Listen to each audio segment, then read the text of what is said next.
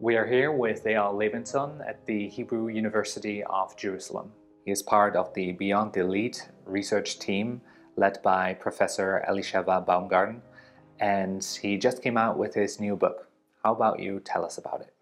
So I'll start with telling you a story, one of the stories that appear in the book. It's about a young couple who lived in the household of the wife's family. It was in Ashkenaz, sometimes during the second half of the 13th century. And in that household, there was also another young guy, perhaps a servant. And it is a story about love and sex. It's about the sounds that penetrated walls, disturbed the medieval silence, and ignited the imaginations.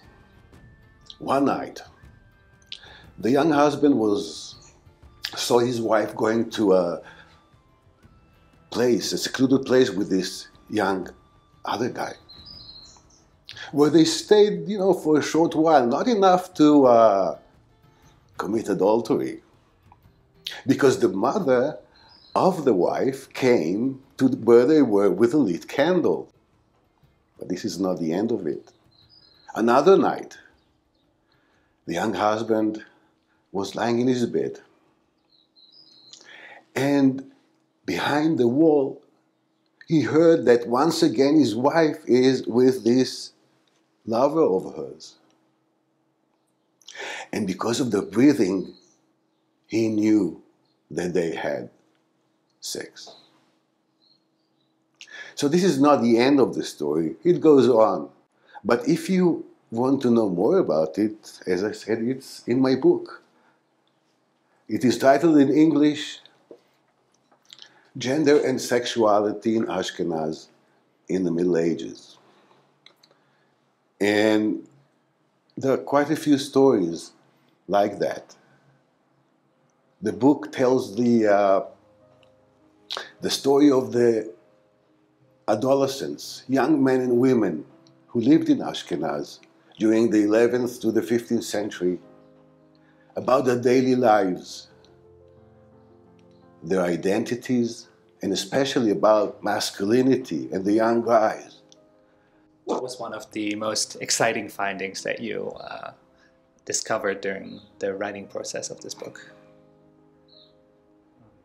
Perhaps the most exciting one, it's not one, but finding that young Jewish men participated in tournament-like competitions during Jewish weddings, and knowing that in Christian weddings of the upper classes, there were the tournaments, during the weddings. So all of a sudden you see this thing, how similar they were, how, it clicked that, I think there it really clicked for me that they were really, wanting to show that masculinity. They were participating in this masculinity that was common, in the Christian world. The knight riding the horse, fighting, showing off his swords and shields, and courage, and women, and all that was also there, and it was quite shocking. And then later on, when I found actually an image in an Italian prayer book of underneath a blessing for a newlywed couple, I found an image of two guys, like two knights clashing each other. Then it was even more shocking, because that, 1.5 sentence that I found some time before, all of a sudden came to life. It's underneath a blessing of a newlywed couple, and they see this jousting. So it was very exciting for me, yes. So the interesting part was that it was so similar? That it was so similar. It was a visual source that can show. It's not easy to have visual sources that actually show what the written sources are saying. But when they come together, and especially with such a custom that was so, when I started, pursuing this research, I had no idea that this is what I'm going to find. And all of a sudden finding it, and then finding that there were actually Jewish men who lived their lives like knights, who raided castles, who had, groups of men around them and fighting and all. It was quite amazing. And then, as I discovered more about these young Jewish men who fought with the Christian neighbors on the city walls, protecting the cities when it was attacked, even on the Sabbath. They were allowed by the rabbis to desecrate the Sabbath in cases where the enemy or whoever came to attack. So they were there, and they had to be trained to do that. I mean, it's not easy just to take a sword and to start fighting. But this, and another source that was really exciting to find is that an archaeological findings that they found the Mikwa project, which is currently building a Jewish museum on top of the rubbles of the medieval Jewish quarter in Cologne. Underneath the women's synagogue in a pit, they found a toy of a knight riding a horse. And this is just so exciting, all of a sudden you have those statements that I found in the reading sources. Then you have the visual sources and there are quite a few of knights actually in Hebrew sources, and then you find the toy. And so, this is amazing because it also shows that kids were interested in it. It was not just, like the young men. It started from an early age.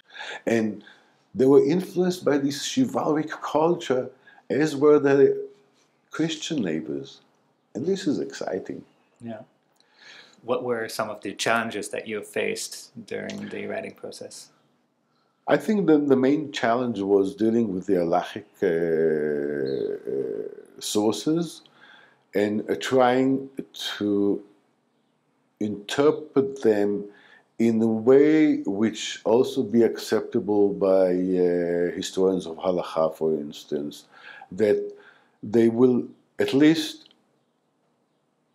see what I'm trying to do and how I'm trying to interpret the sources, and I hope I did a good job in that. But it was a great challenge. I'm not coming from a halachic-based education. I grew up on a kibbutz, on a socialist kibbutz, and up north, and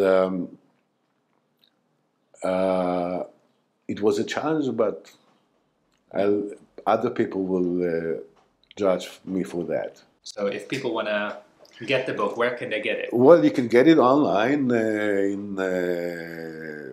the different bookstores now sell it. Definitely from the Shazar Institute